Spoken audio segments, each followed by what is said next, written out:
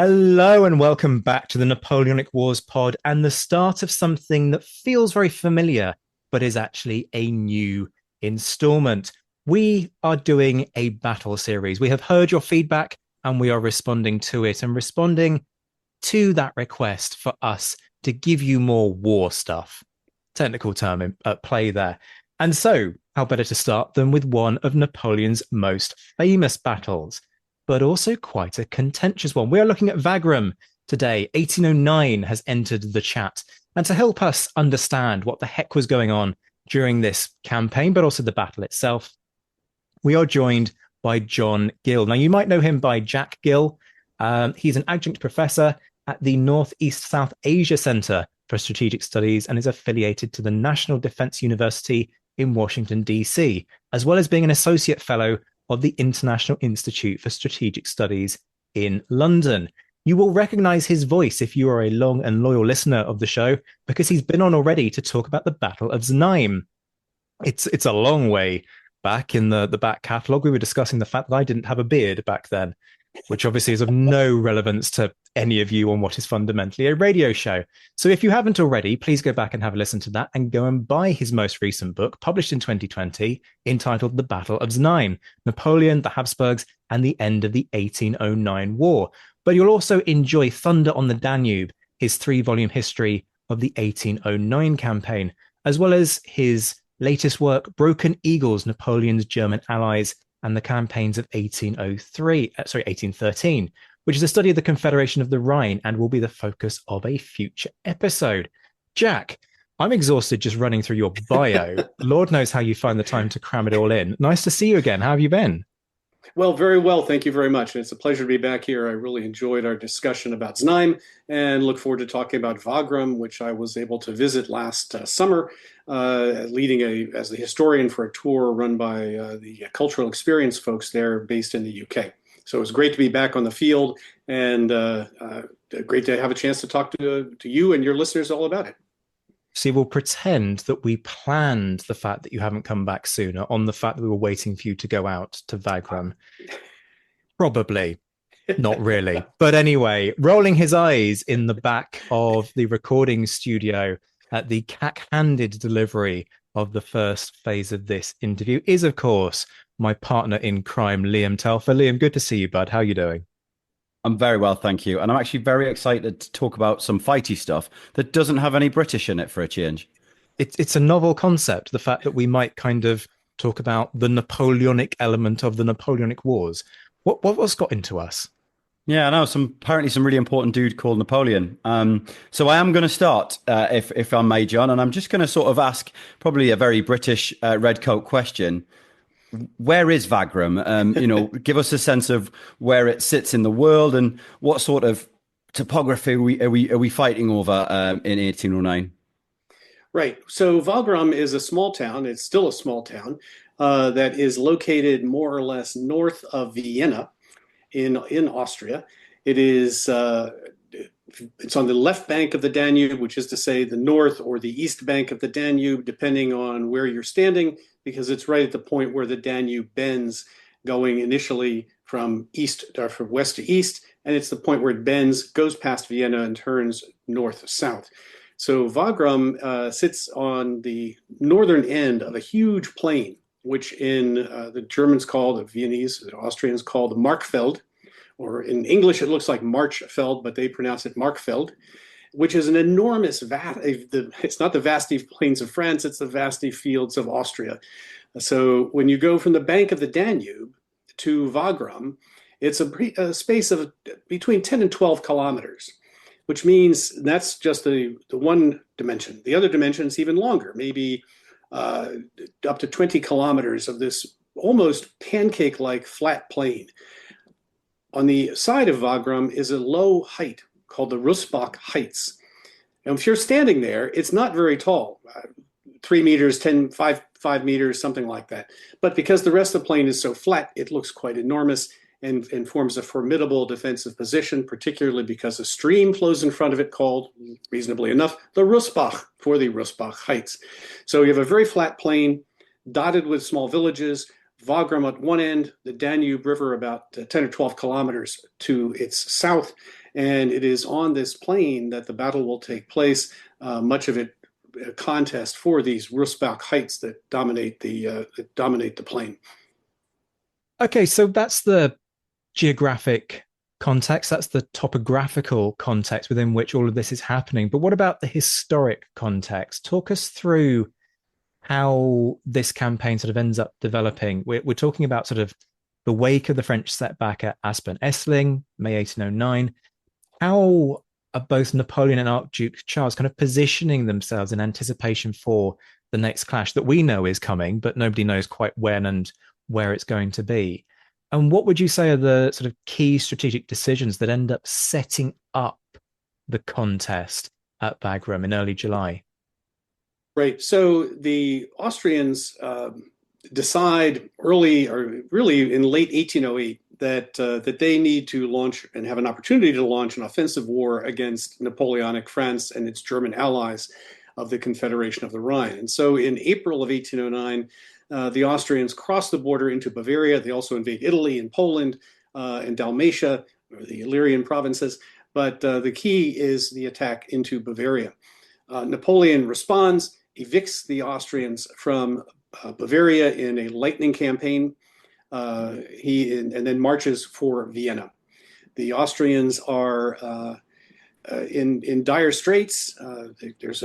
We'll talk about it a little bit. There's a kind of a war party in Vienna that favors war, and there's the Archduke Charles, who is the generalissimus, the overall commander. And he, especially now that they've already been knocked on the head, so to speak, in Bavaria, he sees the empire's only hope in making peace as rapidly as possible with the French.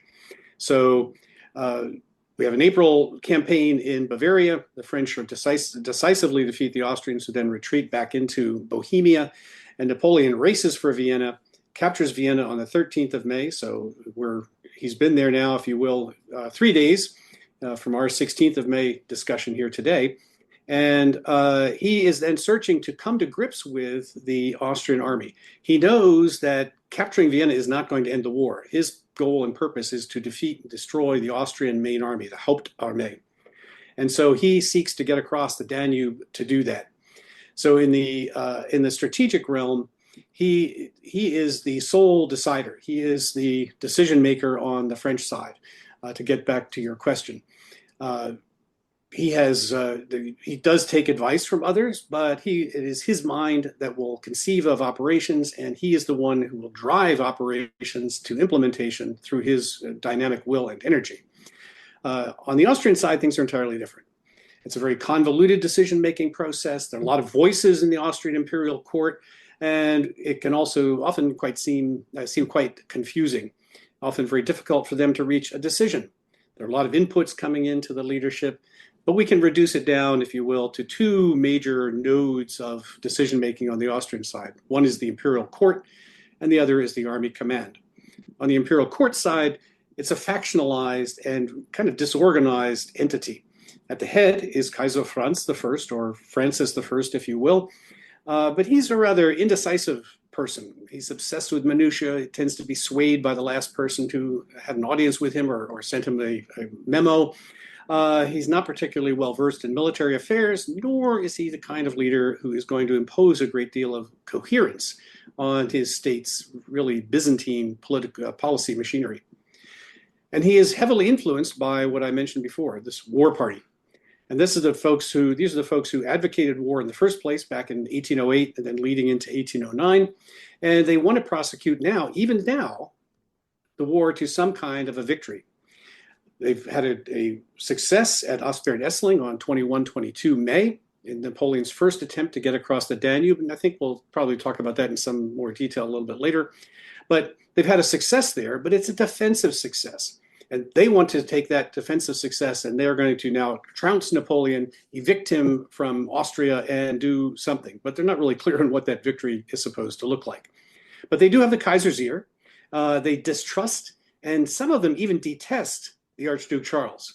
Now, that's the emperor's younger brother, but there are often really quite surprisingly rude comments about him in some of the correspondence and some of the presentations that are given to the old Kaiser. I shouldn't say old, he's not that old a man, but to give him to give it to the Kaiser. They keep pressing for something to happen. They want to see some action, and they're not seeing it after this defensive success at Aspern-Essling. If not on the Danube, then they say, well, then we want to see action in Germany or in Poland. Why? Because there's a Russian army in Poland. Poland is also a Napoleonic ally, which has its own army fighting an Austrian invasion, and the Russians have come in kind of technically on the French side, but not really. But they keep encroaching on Austrian terrain, and the Austrians are concerned about that. So that's the imperial court. Then there's the army command. This is led by the Archduke Charles, Erzherzog Karl, the younger brother of the emperor, the Kaiser. He has been urging, as he tells his adoptive father, peace, peace, peace, quote unquote, peace, peace, peace, since the defeat in Bavaria, because he fears for the future of the dynasty, and the empire. And he wants to negotiate with Napoleon in the wake of Aspern, thinking that, okay, we have an advantage now, so let us take advantage of that to negotiate while we're in a position of some strength and while the army is intact. For him, the intact army is the key to state survival. Surprisingly, he privately, to his adoptive father, again in private letters, expresses frustration with his brother, the Kaiser, and some disrespect, actually, which is really quite interesting to read. But what you end up with then is when there are meetings, and even in the correspondence, everything is really quite bitter between Charles and these war party members in the imperial court. But what happens then is nothing. So what does all this mean for strategy? It means that Charles thinks about crossing the Danube because he's being forced to. He doesn't want to, but decides it's too risky. If he goes across the Danube, he's convinced he'll suffer a severe defeat and the army will be destroyed. He fends off repeated efforts by the court to get him to do something against the Russians in Poland or in Germany. But he tells his adoptive father, they are afraid to give me an order, which was indeed true, until finally he gets an order. And the order is, well, we think we in the imperial court, the war party, they think that Germany is ripe for rebellion and revolution. And all we need to do is send soldiers into Germany, and Germany will rise up en masse, and Napoleon will be in the soup, as Blücher said at the time. Well, that's not quite going to be the case. The Austrians have sent troops, but now they're going to reinforce them. And so on the 4th of July, 1809, orders are drafted by the army headquarters there in Wagram. And you can go and visit. There's a lovely little museum in Wagram in the town that's worth a visit if anyone goes there. And that's where Charles had his headquarters in what is now the museum building. They draft up orders on the 4th of July to send 9,500 men and an appropriate number of guns to Germany.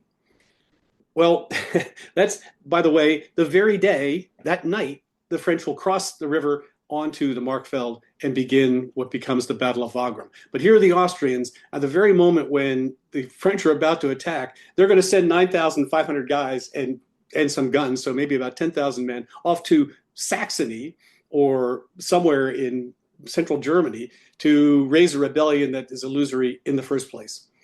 At the same time, they send a peace feeler. They send a general to go to talk to Napoleon and say, oh, maybe we should have a prisoner exchange. That would be a nice thing. But really, it's to sound out the French and see if Napoleon would consider some sort of peace discussion.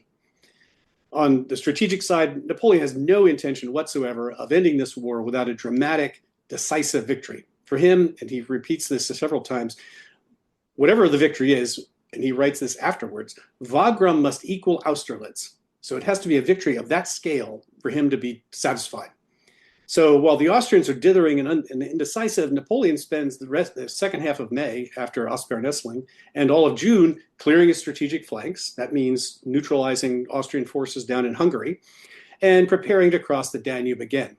So we have 6 weeks approximately of lull in this central principal theater of war around Vienna, as the indecisive Austrians do nothing, and Napoleon prepares for the next engagement. There's a lot going on there. Yes. It's not exactly a simple situation. It's not as though everybody's sort of sitting, putting their feet up and having a cup of tea or coffee, depending on your beverage of choice, whilst in this gap between the two. But one of the things that I do just want to touch on very briefly is the state of the armies. There are a couple of facets to this, I guess. One is the morale element for both sides. another is sort of the logistics, but there's also sort of a question mark over this about whether or not the Austrians are ready for war when it comes to the changes that they're making in the army and the extent to which Archduke Charles is sort of there saying, no, no, no, no, no, no. We going to war right now is a bad idea. We're not ready. And as you're kind of pointing to here, the war party going, we're going to win, probably, maybe. We don't know how, but we're going to win. So can you just kind of very quickly give us a sense of where Napoleon's forces are, but also kind of where the Austrian forces are in terms of all of those facets? Yes, the Austrians had gone through a considerable reform period, but it's a very conservative reform period because of the nature of the Austrian state. They can't really appeal to nationalism because the state's made up of a whole host of nations. You have German or French-speaking officers who are in command of regiments, all of whose men speak Czech. You have regiments from the border with the Ottoman Empire, the so-called Grenzer or borderers. You have a good percentage of the army made up entirely of Hungarian regiments, where Hungarian, Magyar, is the language of the troops, even though the command language is German. So there is a national challenge, an ethnic challenge on the Austrian side.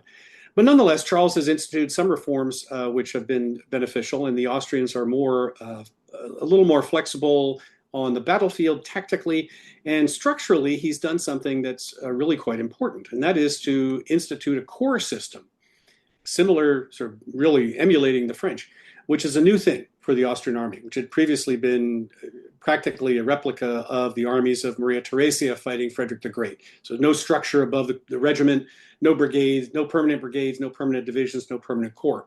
And he's instituted a corps system. Now that's a great idea, but when is it ordered into effect? It's ordered into effect on February 1809, and they're going to go to war in April 1809. Do any of the generals have any clue what a corps command is? No. Do they have a chance to practice this? No. So they go to war. The corps system does, in one American scholar's view, give the Austrian army a greater degree of resilience, and I think that's probably true. So it's less likely to break apart if it suffers badly. But it is the generals really don't know how to deal with this very well, and they remain tied to the so-called linear system of the Maria Theresa, Frederick the Great era. And as far as morale is concerned, there's no the Austrians are they still are on a high from this victory at Aspern-Essling, even though now 6 weeks have gone by. These guys are living. They dig little pits on top of this Rustbach Heights and put shelters made of leaves and sticks and whatnot over top. So many of them have been living in these basically holes in the ground that they've dug for their own comfort now for 6 weeks. And so, okay, well, what are we going to do now? So time has gone on, but they had a success at Aspern-Essling, and that's good news. But the French were not downtrodden or depressed by the defeat or the repulse. I like to use the word repulse at Aspern-Essling. And Marshal Davout even comments, look, this is typical of our army. The lads bounced back right away, and they don't feel like they were defeated by the Austrians. They felt they knew they were terribly outnumbered, about 3-1, and they held off the Austrians. So they feel quite resilient and quite recovered from that setback. And the energy with which Napoleon has infused the army, that in the preparation to cross the river a second time, is phenomenal. And every memoir and every bit of correspondence at the time reflects this, that the emperor's looking at this, the emperor's doing that, I was there with the emperor, et cetera, et cetera. So I think morale is very good. Some of the soldiers marching up from Hungary, as I mentioned, under Viceroy Eugene, they are eager to get to Vienna because they know they're going to be fighting under the eyes of the emperor, and some of them never have before. And so this is a draw for them and a spur for them, if that kind of gives you a sense of where things are. Now, John, I want to sort of take us back or forward, as it were, to that night in July, the sort of that night of the 4th, 5th. The Austrians are sort of finally prepared to stop dithering and try and take some initiative. However, so are the French. that the French decide that this is the night they're going to cross the Danube, and they use that carefully prepared bridge system from Lobau Island. Now, I guess what the most important thing is here is what allowed this crossing to succeed after their earlier failure that you've talked about, and how did it then begin to shape the opening phase of the battle? Right. Well, this is really good, and I appreciate the chance to mention Aspern-Essling again. Remind the listeners that it's 21-22 May. Napoleon arrived in Vienna on the 13th of May and manages to cobble together a really sketchy bridge, only a single bridge over the Danube, and how I can't recall off the top of my head how wide the Danube is there, but at that point, but it's easily 400 meters. So it's a major effort to get a bridge. They don't have a bridging train, but they managed to get a shaky bridge across the Danube and cross over to this Lobau Island, a huge island on the far side of the Danube. And then they have to cross a smaller body of water called the Stadler Arm between Lobau and the Markfeld. The Stadler Arm, if visitors go there today, it doesn't look like much. In fact, it's kind of a damp ditch and there are lots of mosquitoes. But at the time, it was about 100 to 160 meters wide, and it had a major current flowing through it. So it was a serious obstacle. So you've got from the south bank of the Danube River, Lobau Island, the Stadler Arm, and then the Markfeld. They have to be crossed. Well, they do that. They managed to do that. I have a somewhat different take on the crossing and the resulting Battle of Aspern-Essling. The standard kind of view is that Napoleon was foolhardy, and this is evidence of his arrogance, his pride, his overweening sense of his own value, overcoming good sense. And it is true that he underestimated the Austrian army and overestimated how much damage they had suffered in Bavaria. But we need to think about things from his position at the time and where he was, what he knew, and what he was trying to do. One, he didn't want a war in the first place. He wants this war to end as quickly as possible. But now he's had a great success in Bavaria. He wants to exploit that success, build on the momentum that's been achieved in the victory outside of Regensburg in Bavaria. He's already been in Vienna a week. An initial attempt to cross on the 13th of May, the same day he rides into town, has failed. And he does not want to give the Austrians any more time to recover. He doesn't want to give Prussians any ideas that they might intervene. And he wants to quash any notions that unhappy Germans might have of causing problems in his rear area. And it's useful to remember that when at Aspern-Essling, although it is a definite repulse, he came close to winning despite the really bad odds.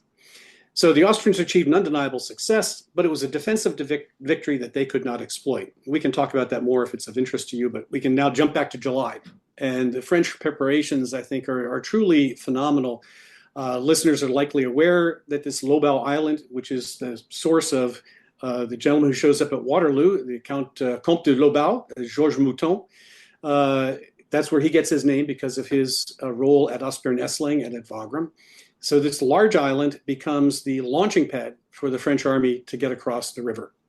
It's separated from the Danube by this Stadler Arm, and quickly becomes a hive of activity. It's now today, there's a huge oil refinery there, and it's kind of an overgrown park, again, with lots of mosquitoes in the summertime. But at that time, in 1809, it was crisscrossed with roads, even with street lamps, magazines, workshops, bakeries, a hospital, everything possible to support an army. Napoleon gets from the seemingly inexhaustible Vienna arsenals over 100 guns, many of them siege caliber and large mortars that he has in place in redoubts and fortifications on the edges of the island that allow him to fire onto the Austrian positions in this flat plain of the Markfeld. And then while they're setting up these guns, they're also preparing the bridges and boats and rafts that will cross the river. For the main channel of the Danube, again, this 400 to 600 meters, they build two very sturdy bridges, one on pilings, one on boats. And upriver, they ram into the river bottom an estacade, which is to say a stockade of poles, because the Austrians at Aspern-Essling had sent floating mills and fireboats and other trash down the river that helped destroy the French bridge and lead to it was one of the reasons for the French setback, the French defeat. So to prevent that, they've driven stakes into the river upstream from where they're crossing now, and so the Austrians cannot do that a second time. They also build a whole host of prefabricated bridges that will go into the Stadler Arm, so from Lobau Island onto the plains, in very rapid order. One of them is an astonishing piece of engineering called a one-piece bridge, which was it's like one of these kids' Lego sets or a build-it set held together by rubber bands. It's going to float out into the current and then snap into position, supposedly in 5 minutes. That's probably not quite true, but in 15 or 20 minutes, this bridge is going to go across 100 meters, 160 meters of this Stadler Arm. An amazing technical feat. But that's not all. The French Navy is involved. They build, from scratch, they build 10 little river gunboats and 20 other smaller armed boats that are manned by French sailors under a gentleman named Captain Bast, who is later killed in the peninsula. Napoleon then paying tribute to the engineers and the artillery, because remember, in those days, the artillery was often responsible for bridging work. Napoleon is not really exaggerating in one of the army bulletins when he says, the Danube no longer exists for the French army. So he is now gathering his army. They're going to pass over this Lobau Island onto the northern bank of the river. On the first day, that will come to over 150,000 soldiers. And that will then increase on the second day to eventually be about 188,000 men with 475 guns. It gives you a sense of the scale of this battle, truly titanic, second only to the Battle of Leipzig in October of 1813 in the Napoleonic era, and one of the largest battles by numbers of people involved in the entire 19th century in Europe. For those listeners who are familiar with the American Civil War, if you add up the Americans who fought at Gettysburg in 1863, if you add up the Union side and the Confederate side, they do not equal only the French at Wagram. Not forget the Austrians. There are more French than there are all Americans at Gettysburg in 1863. So all of this preparation is done very quickly. He wants to surprise the Austrians, so there are a lot of forced marches on some of these men execute. Two of the units that come in on the second day, on 6th July, they'll have marched 200 kilometers in 4 days. The forces of the Army of Italy that come out of Hungary under Viceroy Eugene, they put behind themselves about 100 kilometers in the period of about 3 days.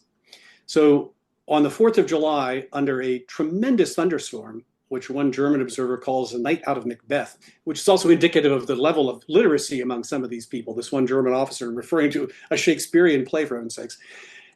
Despite this, despite opposition, and despite taking place at night, the French get about 150,000 men, 400 guns across this major water obstacle on the night of 4 or 5 July with all their vehicles, all their horses, all in the space of about 15 hours. So that's an extraordinary achievement by any stretch.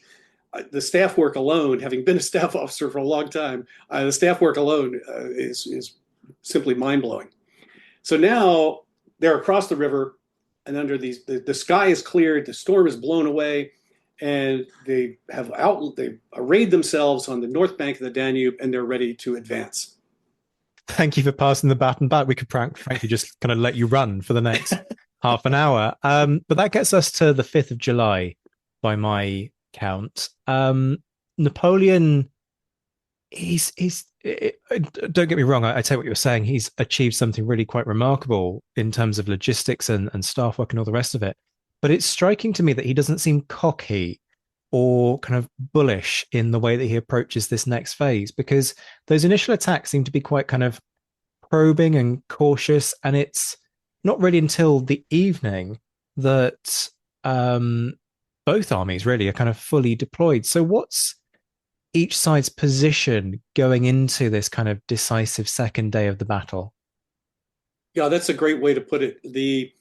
The first thing to keep in mind is that from the banks of the river, now they're on the northern side of the Danube, to the Austrian position, there are some Austrians along the banks opposite the Lobau Island, where the French have been.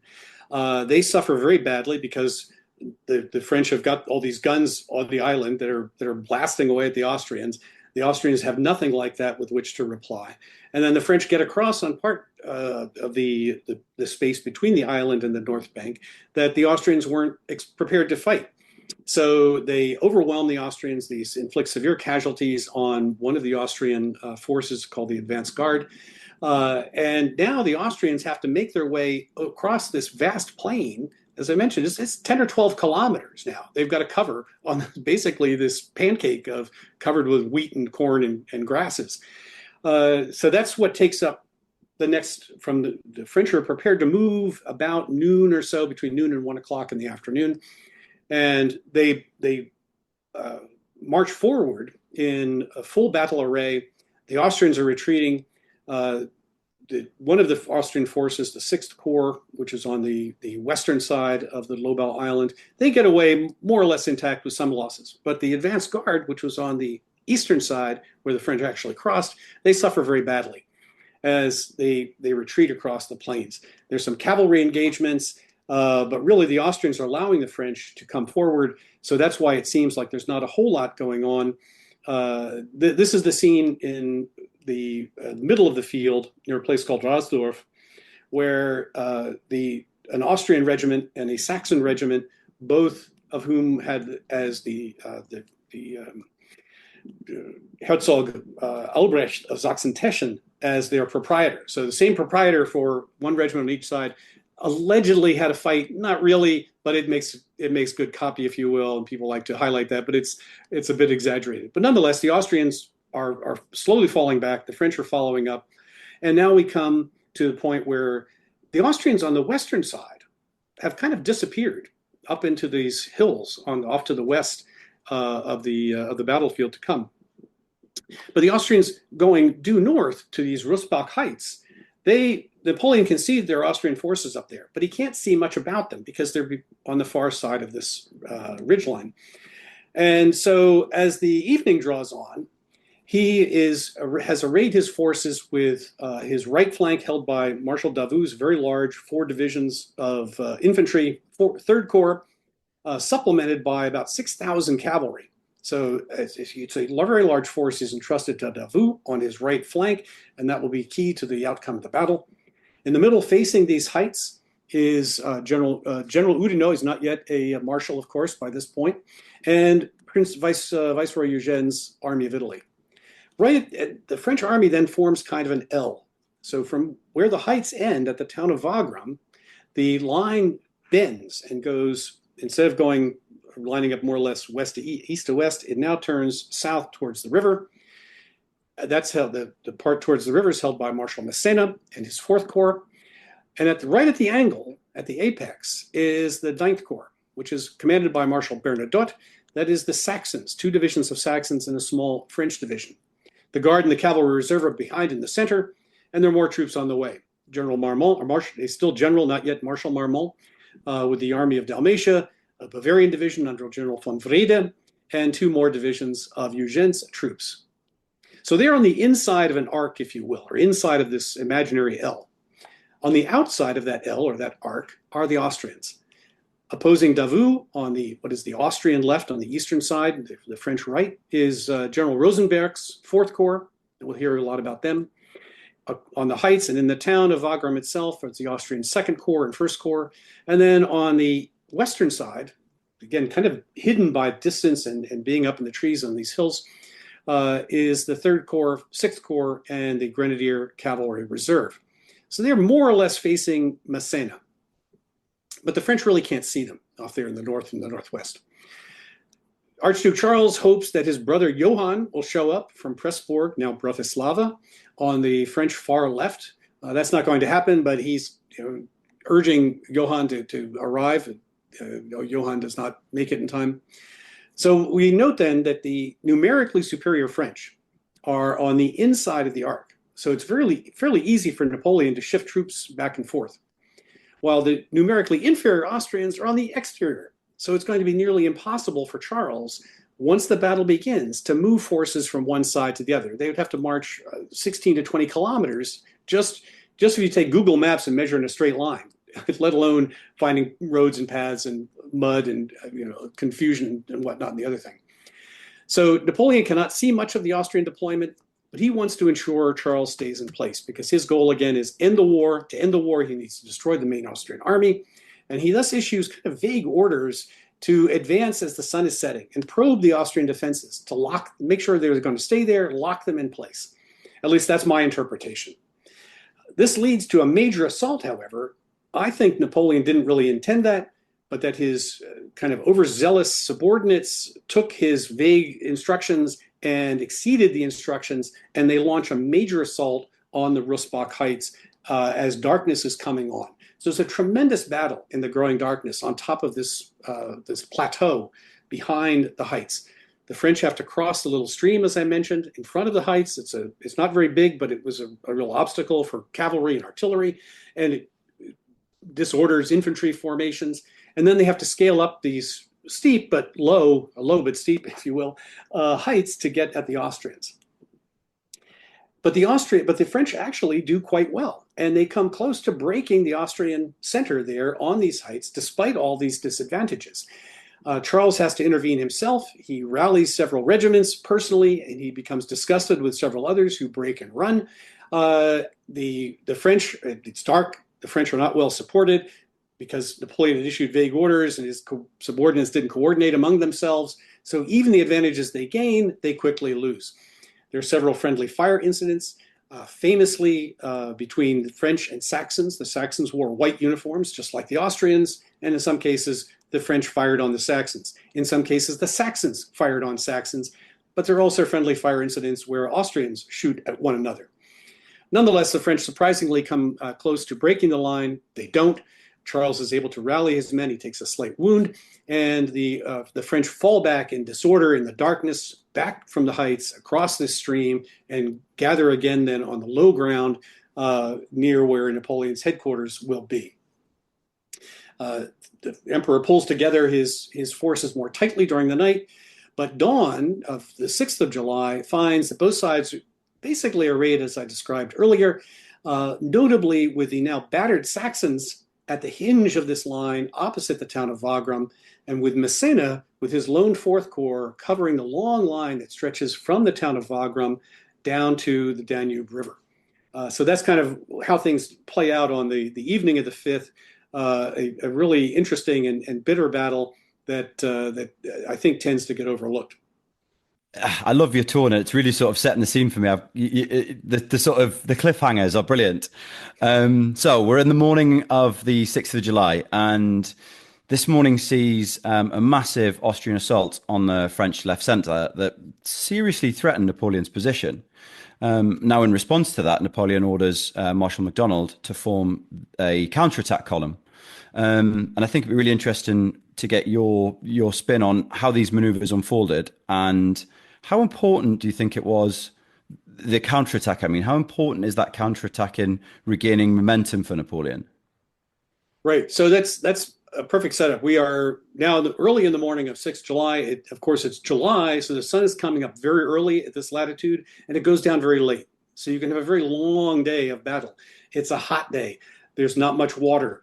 The soldiers are going to be on both sides, sunburned, lacking water, not much food, and yet they will fight in a very determined and vicious, but ferocious fashion. So despite his numerical inferiority, Charles, again in the town of Wagram, has planned to attack on both wings of the French army. Both the left, his left, the Austrian left, with the Fourth Corps under General Rosenberg, as we mentioned, and then his main attack on the Austrian right. And that will consist of most of the First Corps, his grenadiers, the Third Corps, and the Sixth Corps. So 3.5, 4 corps are going to strike at the French left, which is barely just held by Massena, and then the angle of the army, the French line held by the remains of the Saxons and this lone French division under General Dupas. But on the Austrian side, typical staff delays, decision delays, and staff confusion mean that the main attack force, this right wing, is only just receiving its orders just prior to dawn, when they're already supposed to be marching. So they are, and then the corps commanders then have to distribute orders to their subordinates. Of course, that takes even more time. Well, on the left wing, Rosenberg has already begun his attack at the very break of dawn. He comes lumbering forward towards Davout, and then has to be called back because, oh, wait, the right wing is held up. So Rosenberg, stop, come back. Well, by now, Rosenberg has taken quite a beating, moving towards Davout, but he falls back to his position on the very eastern edge of these Rosbach Heights. Again, I can't recommend enough to people to actually visit because the scenes you get from up there really help to spell out how the battle unfolded. So the left wing has fallen. The Austrian left wing has fallen back. The right wing is slowly coming forward towards this thin line of Bernadotte and Massena.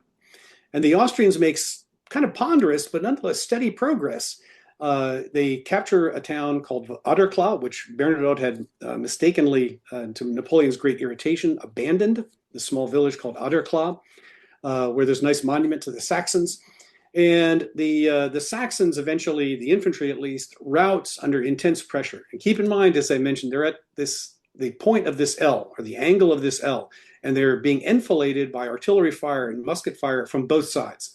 So they are in a really tight spot. They've already been badly shaken by the failures in this very courageous but failed attack on Wagram the previous night, and they rout, leaving Massena to try and hold this long line from the town of Wagram all the way to the Danube. Well, there's a vicious fight, and here we can use the word vicious, for the town, this village of Aderklaa. Massena captures it, the Austrians capture it, Massena captures it again, the Austrians retake it, and two of Massena's divisions are badly knocked about. Meanwhile, the Austrians, as you mentioned, are making their massive attack and pushing towards the Lobau Island and Napoleon's bridges, his line of communication. So what does this mean? Well, obviously it means crisis.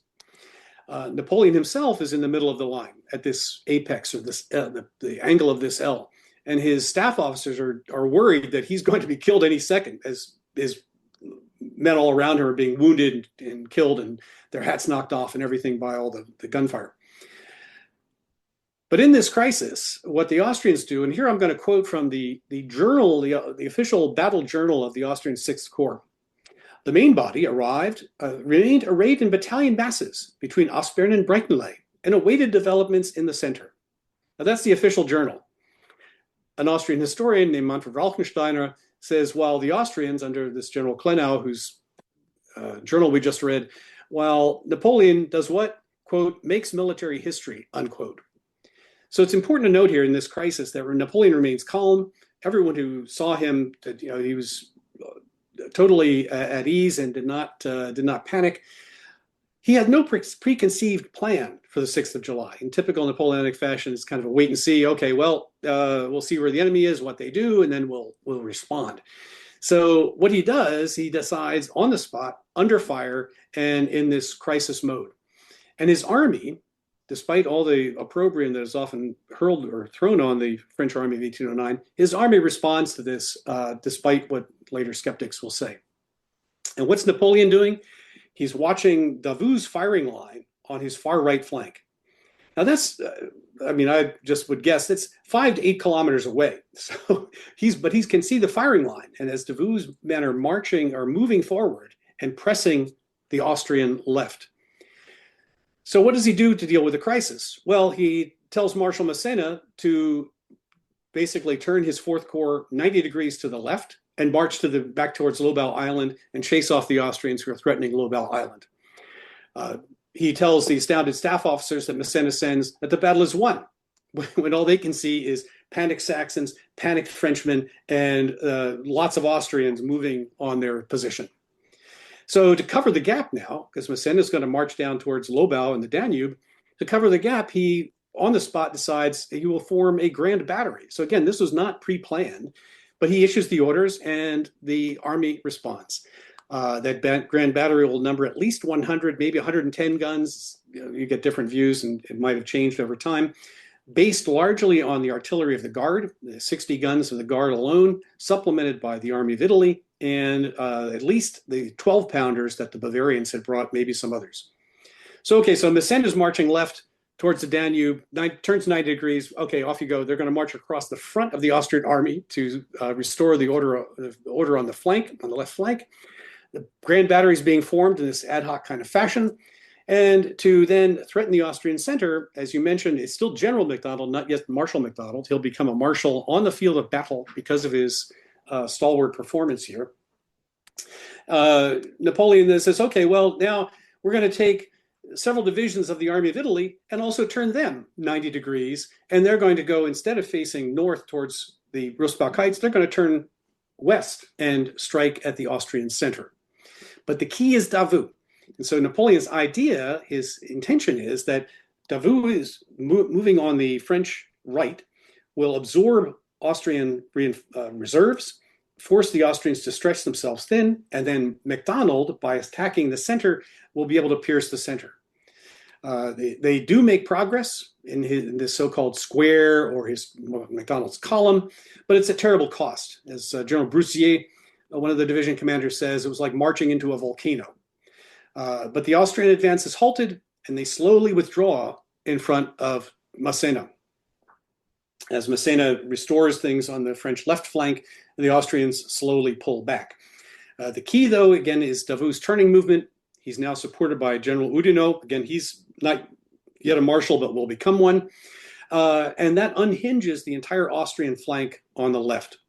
And Charles, seeing his position lost at 14:30 on that afternoon, orders the army to withdraw.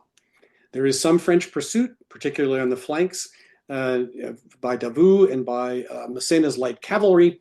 And that's where General Charles-Antoine Lassalle, the famous Hussar general, is killed, leading a charge against the retreating Austrians on the evening of 6 July. But that brings then the battle to a close as the Austrians slowly pull back. The French follow in some cases with real pursuit on the flanks, but they're as exhausted as the Austrians are, and the Austrians are able to withdraw in an intact fashion. Can I pick up on something there? Because at the end you mentioned Archduke Charles and him kind of deciding that the game's up and we're pulling back. But what's his decision making been like as this counteroffensive has unfolded? You've kind of talked about how Napoleon is playing this sort of very flexible game, creating some pretty imaginative and pretty bold plans of attack as he responds to the Austrian pressure. But what is Archduke Charles doing in terms of responding to the French response? Yeah, that's a great question. Charles is a very competent general. If he's prone to pessimism and he's certainly plagued by a lot of health problems, he does a lot of theoretical military writing, more or less anchored in the 18th century in this kind of Maria Theresa, Frederick the Great era. But he's forward-thinking in some respects. But he's a very competent general. But he's hampered by this innate conservatism of his own, as well as the 18th century military culture mindset that pervaded the Austrian army, in fact, the whole Austrian state.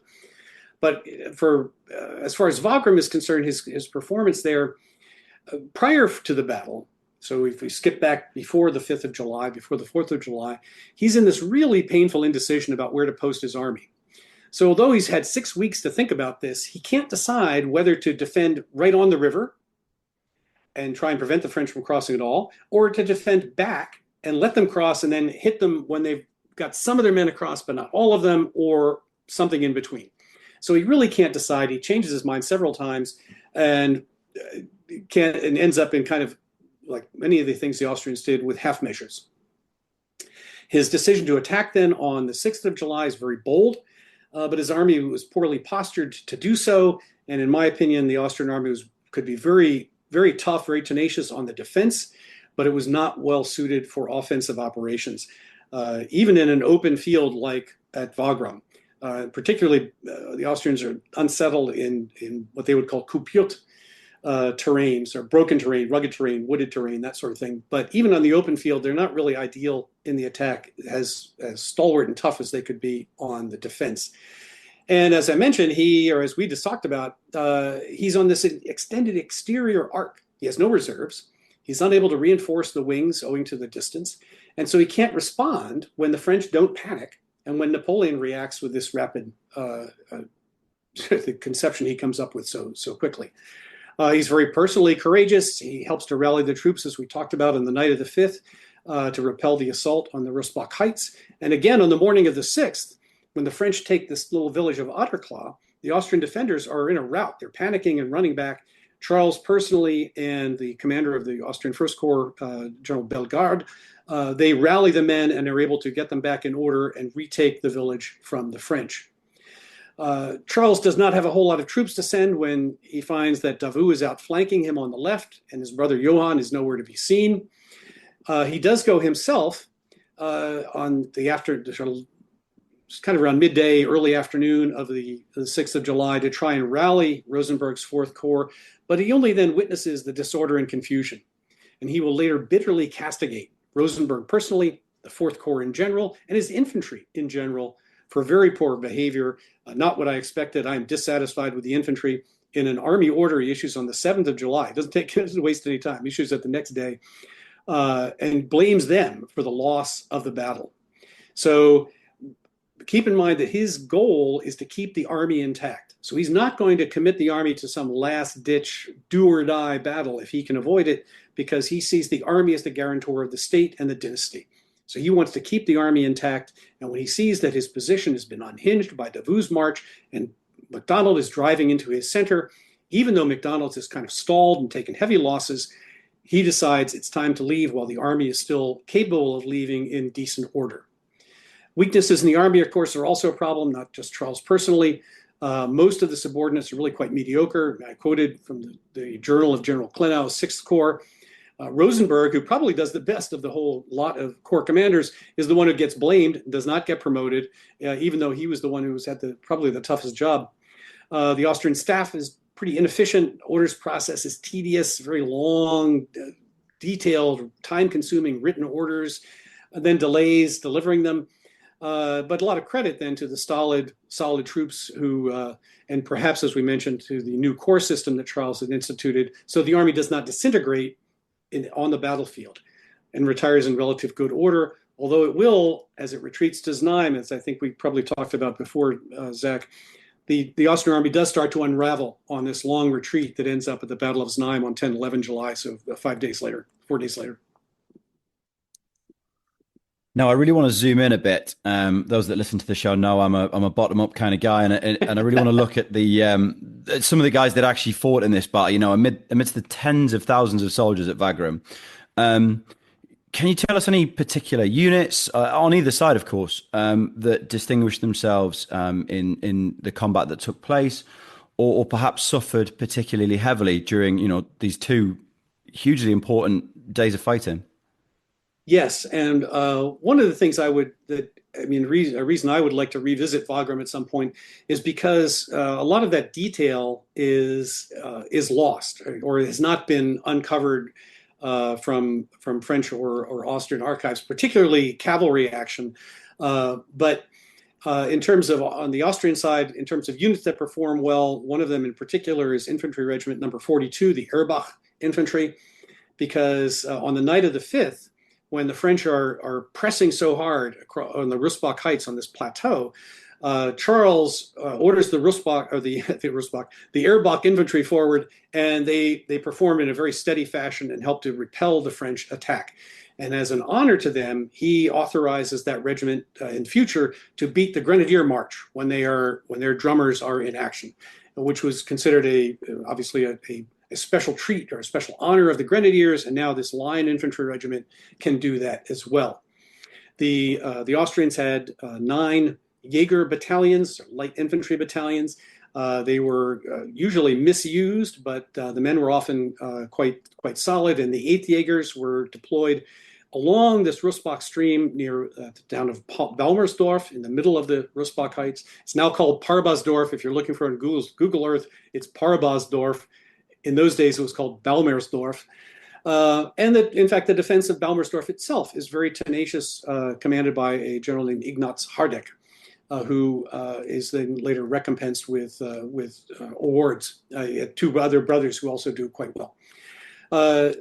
And although ultimately futile, at the very hinge of the Austrian left, a village called Markgraf Neusiedl, wonderful name, where Rosenberg's men are, they defend that in a very steadfast fashion too, and the French have a tough time taking it, although they eventually do. Davout's men do manage that.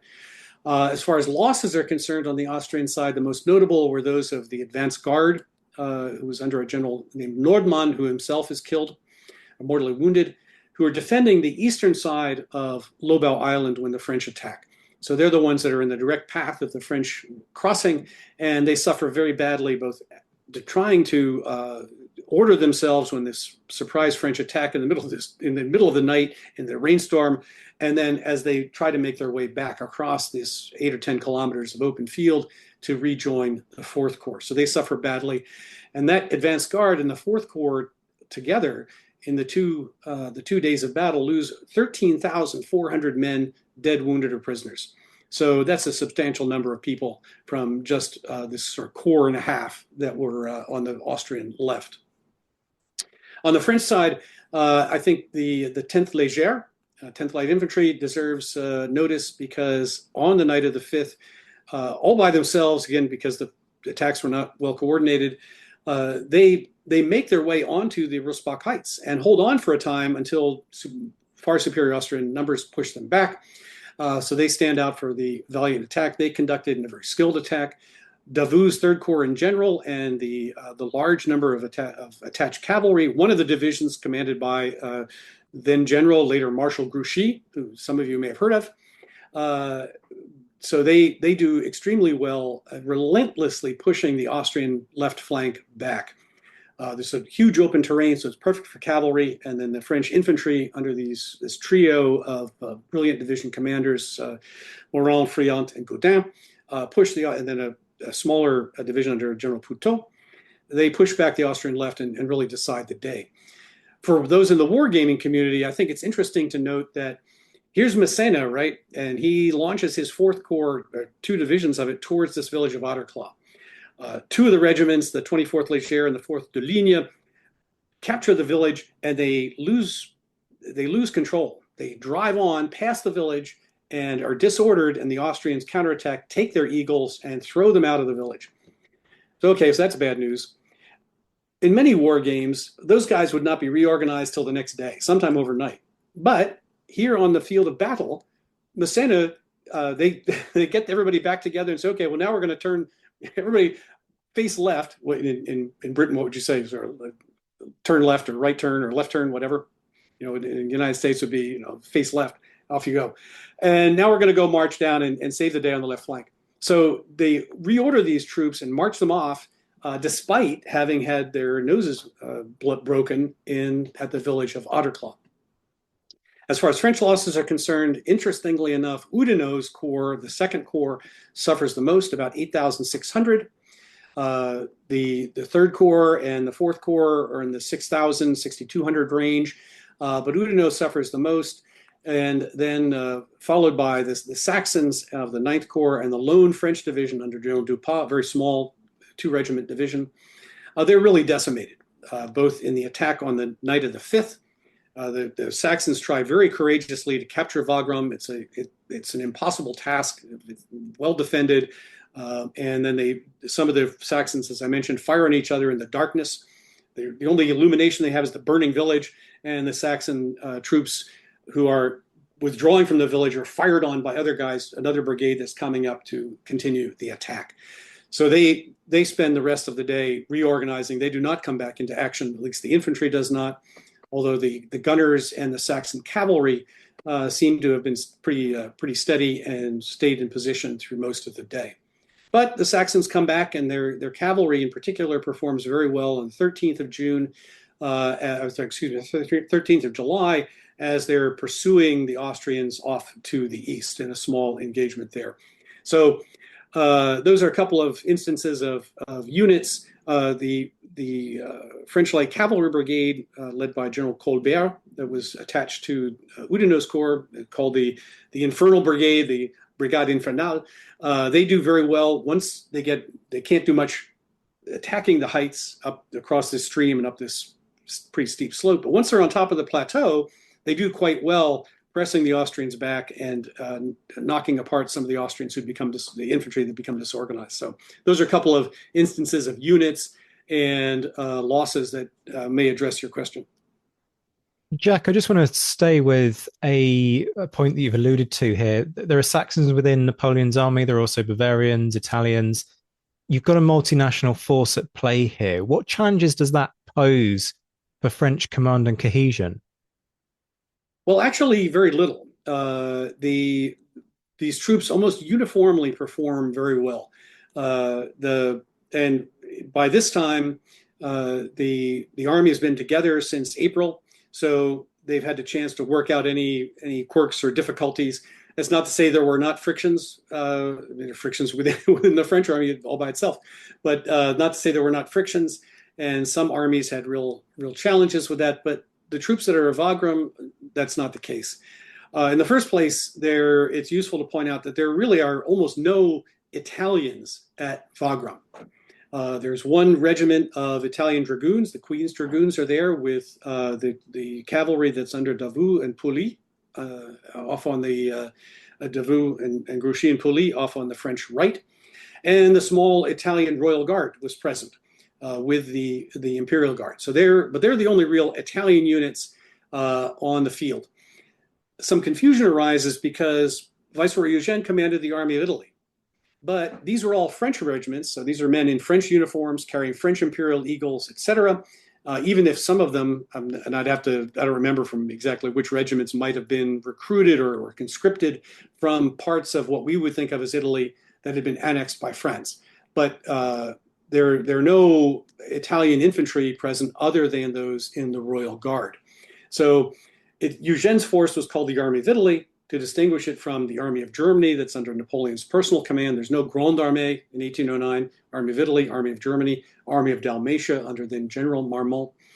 There were a lot of units from the Kingdom of Italy, so real Italians in white Italian uniforms, Italian regimental flags, etc. But none of them are at Wagram. They're guarding the flank and guarding the line of communications back to Italy. As far as the Germans were concerned, the Confederation of the Rhine or Rheinbund Germans, most of these are either good to very good.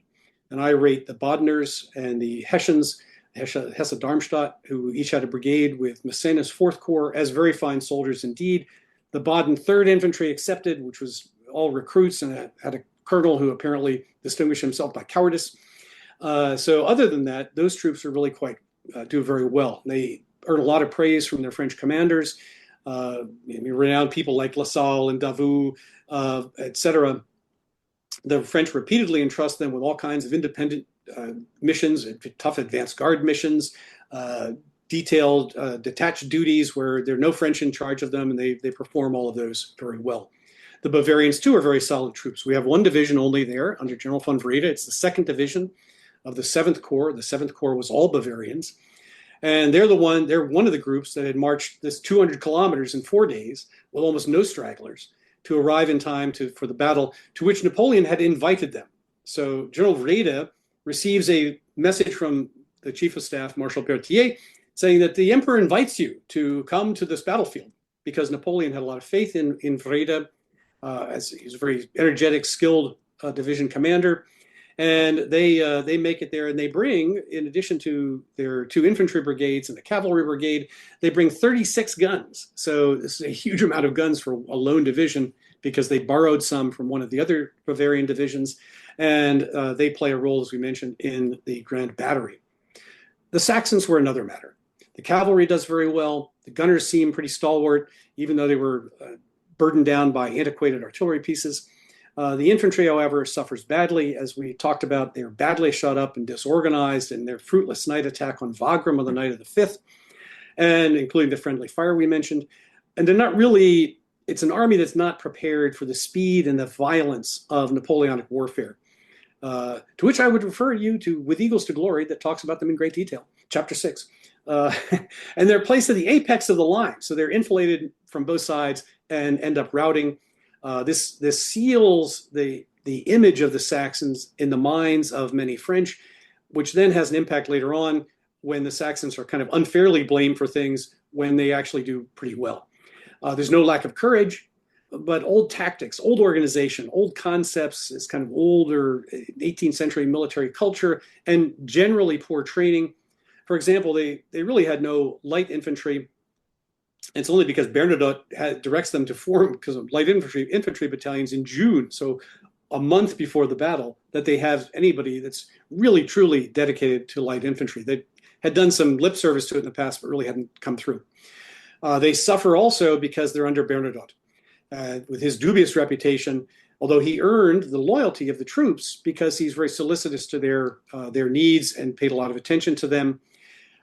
But the performance in 1809 then leads to a total revamping of the Saxon army in 1810, which they execute with quite surprising efficiency and success.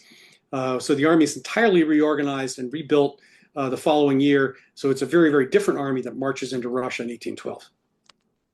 Now, John, we've got time for just one more question, and I kind of want to zoom out, which isn't like me at all. But with the Austrian retreat and the subsequent peace treaty, the Battle of Wagram, and I don't want to be too sweeping here, but Wagram effectively ended the 1809 campaign.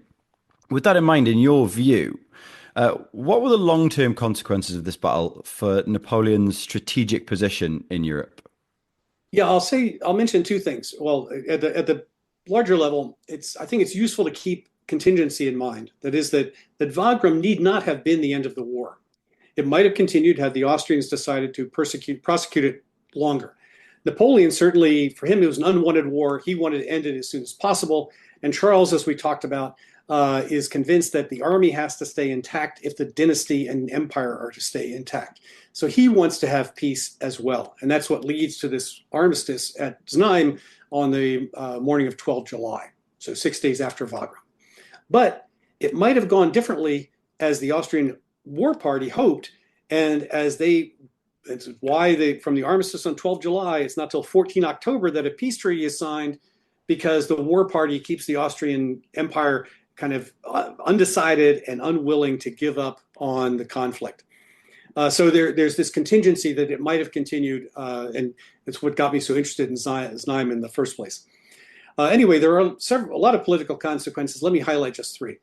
The first is that Napoleon could have pushed on, and he could have possibly, if he had wanted to do so, destroyed or broken up the Austrian Habsburg Empire, or put a different Kaiser on the throne. He considered the Archduke Ferdinand, who was the Grand Duke of Würzburg and was the second youngest, or the second brother after Franz, the Kaiser.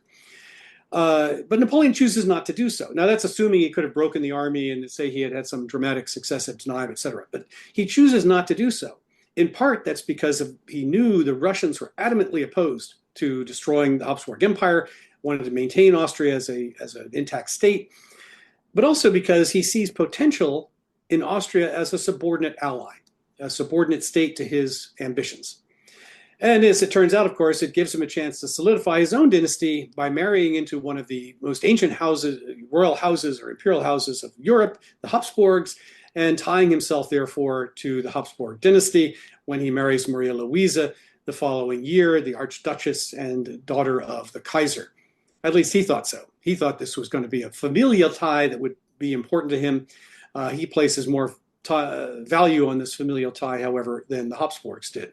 So that's point one. Point two would be that an obscure part of this war, and that is the campaign in Poland, which people overlook, sadly, because I think it's a really interesting campaign of maneuver and has these political dimensions. We talked about the Russians intervening and marching an army, 30,000 or so, into Austrian Galicia, Poland. To me, this helps to set the stage for 1812. Because Napoleon knows very well from his intelligence sources, and because some of the Russian correspondence was captured by the Poles, that the Russians are behaving in a very pro-Austrian. At best, they could be considered neutral, whereas they're supposed to be his allies. And he had an agreement with the Tsar in October of 1808 at a place called Erfurt, where he met the Tsar in person, that if a war came between Austria and France, that Russia would support France. But instead, his army marches in, avoids any conflict with the Austrians, and the Russian generals and officers are clearly pro-Austrian and decidedly anti-Polish, anti-French. So Napoleon's unhappy. But the Tsar's unhappy too, because he believes that he should have gotten more reward for the involvement of his army, however half-hearted and semi-involved it was, that he should have gained more. All he gains is 400,000 new subjects in a place called Podolia, So he's not very happy either. And so in a way, this highlights the frictions between France and Russia, and therefore helps to set the stage for 1812. And then finally, this is the opportunity for the rise of Metternich, Prince Metternich, who had been the Austrian ambassador in Paris, but now comes back to Vienna, or back to the Austrians aren't in Vienna, comes back to the imperial court, and becomes the new foreign minister and chancellor as the war party guys are displaced. And Metternich decides that it's best for Austria to accommodate Napoleon for the time being, to bide their time, because he believes that the French Empire will eventually collapse of its own weight and Napoleon's ambitions, and therefore all we need to do is hold on, keep tied to Napoleon, keep him from doing anything more dangerous for us. So thus we see the marriage to Marie Louise, as we mentioned, in 1810, an alliance treaty that's signed in March of 1812, so that an Austrian auxiliary corps marches into Russia with the Grande Armée. And then finally, Austria, however, hedging away from France and away from this alliance after 1812 and into 1813, and then finally turning against the French in August of 1813 when Napoleon's on the ropes in Germany. Wow. What an absolute masterclass of a battle episode. I mean, talk about a way to kick off a series with a home run or a slam dunk or whatever analogy you want. Hitting for six. We'll take it. We'll call it pole position as well. Why don't we just mix all of our sporting metaphors? Folks, frankly, if that doesn't make you want to go and buy Jack's assorted books, then I don't really know what will. There's not much more I can do in terms of encouragement. But just to remind you, the Battle of Znaim, Napoleon, the Habsburgs, and the end of the 1809 war is out. It was published in 2020. You've also got Jack's 3-volume history of the 1809 Franco-Austrian War entitled Thunder on the Danube. You've also got With Eagles to Glory, Napoleon and his German allies in the 1809 campaign. And coming later this year, 2 volumes of Broken Eagles, Napoleon's German allies and the campaigns of 1813, which looks at the Confederation of the Rhine in its final year of existence. We will, of course, put all of the links to that in the show descriptor to make life nice and easy for you in terms of going and spending your money, because why wouldn't you want to go and read even deeper? Because I can tell you from the prep notes that John sent to us that there's a lot more that he's got to offer. So please do go and avail yourselves of those. John, you will be back for more episodes in our battle series. We're not even going to give you a choice in that. You are coming back to do more. Thank you so much for your time. Thank you so much for sharing your passion. Folks, this has been the Napoleonic Wars Pod. We will be back very soon. Did you enjoy this episode? Be sure to subscribe so that you can find your way back to us. If you want to stay up to date with all the latest news from the show, sign up to our mailing list. The link is in the description. And don't forget that you can enjoy early access, exclusive episodes, online courses, and much, much more on Patreon. The link is in the description. And if you're looking for personalized merch for the Napoleonic nerd in your life, drop us a line on social media and we can design something for you.